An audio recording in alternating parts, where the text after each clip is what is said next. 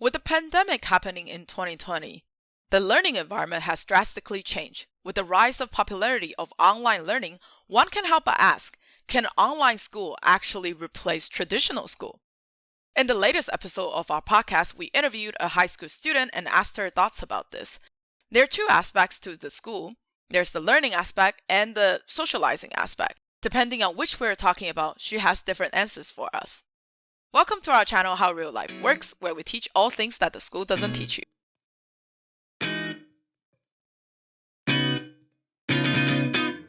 Do you think there is any possibility that online learning could just replace the whole traditional education system? I guess when it comes down to specifically just learning the material and just the education part specifically, I guess technically yes.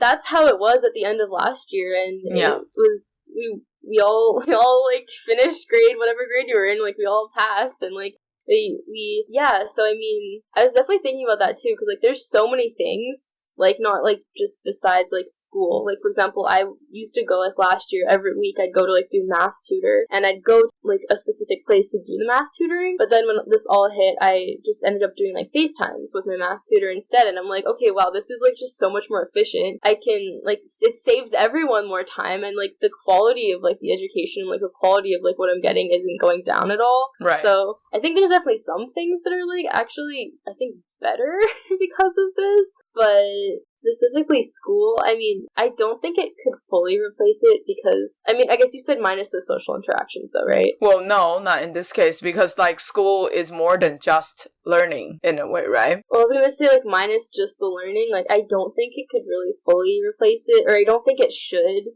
because the social interactions are and seeing your friends and your teachers, that's such an important part of it, I think. At least for me, I found myself really missing that last year, and I was okay, honestly, even though I don't, even if, for example, oh man, I don't want to go in and do this biology test, I'd be you know what, I would 100% go in and do that biology test if it meant I could see my friends and my teachers and just be there in person.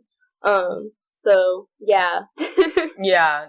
The social interaction is actually important though, because that's a skill. It's not necessarily called networking, but really how to get along with other people, work together. That's definitely something that you will need later on in life when you start working and all of this. Well, unless I guess if you remote work, but still in a way you have to learn how to interact and work with one another. No, I think it's super important. And, all the extracurriculars and stuff, I don't know how that would work, online too, right? Right. The sports teams, you were saying, and, the clubs and stuff, that's, a big part of, a big part of going to school and, what people, look forward to and stuff. I was just thinking that I was remembering my high school days.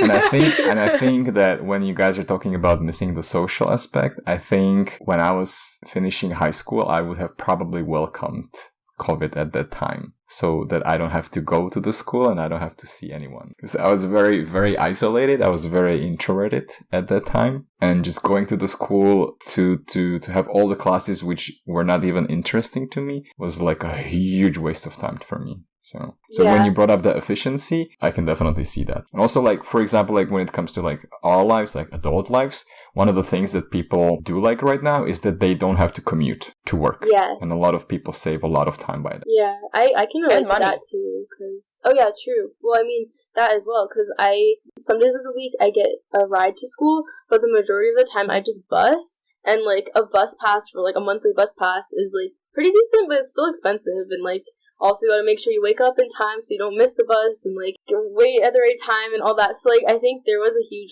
aspect of it's just more convenient, and you can just wake up and turn on your laptop and be at school already.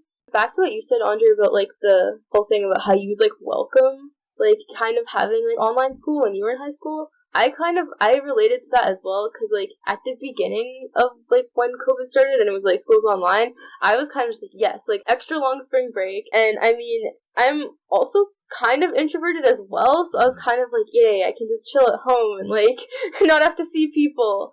But I think after a certain point, then I was okay, even though I'm not super outgoing at school and have a huge friend group and all that, it was even just just being in that environment, I actually found myself missing it, even though when I was in it sometimes before, I'd complain and be oh, I don't want to be here right now, or this is boring or whatever. But I can definitely relate to what you said, because that was sort of also my reaction at the beginning too. A lot of people after COVID, they found that either they are like, oh, my lifestyle was quarantine, like, how they never go out before, or like people who actually don't really go out that much find surprisingly themselves missing going out with people, because they were like, oh, I actually still kind of need this. Yeah, because human beings, I think at the end, is still kind of social animals, so they need that interaction. Yeah, totally.